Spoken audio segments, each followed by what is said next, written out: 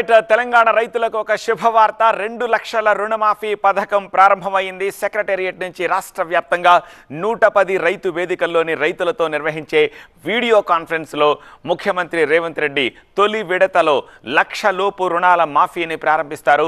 వెంటనే 11,50,000 మంది రైతుల రుణ బ్యాంకు ఖాతాల్లో 1 లక్ష వరకు డబ్బు జమ కానుంది.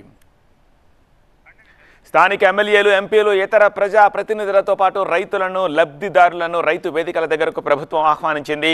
మాఫీ నిధులు రుణ ఖాతాల్లో జమ అయ్యాయనే మెసేజ్ ఫోన్కు వచ్చిన వెంటనే ఆయా రైతులను మంత్రులు, ఎమ్మెల్యేలు అభినందిస్తారు. అంతేకాదు రైతులతో సంబరాలు చేసుకోవాలని ప్రభుత్వం సూచించింది. రైతు రుణమాఫీలో భాగంగా తొలి విడతలో నేడు రాష్ట్ర ప్రభుత్వం 1 లక్ష వరకు రుణాలున్న రైతుల అకౌంట్లలో నగదు జమ చేస్తోంది. రాష్ట్ర వ్యాప్తంగా మొదటి విడతలో 11,50,193 మంది రైతుల ఖాతాల్లో 6,098.93 కోట్ల రూపాయల నగదు జమ చేస్తోంది.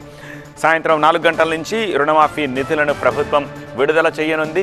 ఇమ్మీడియట్గా రైతుల ఖాతాల్లోకి ఆ డబ్బు జమ అవుతుంది, వాళ్ళకి మెసేజ్ వస్తుంది. నల్గొండ జిల్లాలో అత్యధికంగా 83,124 మంది లబ్ధిదారుల ఖాతాల్లో 454.49 కోట్లు, సిద్దిపేట జిల్లాలో 53,137 మంది లబ్ధిదారుల ఖాతాల్లో 290.24 కోట్లు, సూర్యాపేట జిల్లాలో 56,274 మంది లబ్ధిదారుల ఖాతాల్లో 282.98 కోట్లు, సంగారెడ్డి జిల్లాలో 51,167 మంది లబ్ధిదారుల ఖాతాల్లో 279.62 కోట్లు, నాగర్ కర్నూలు జిల్లాల్లో 47,750 మంది లబ్ధిదారుల ఖాతాల్లో 270.04 కోట్లు ప్రభుత్వం జమ చేయనుంది. ఇలా మొత్తం అన్ని చోట్ల కూడా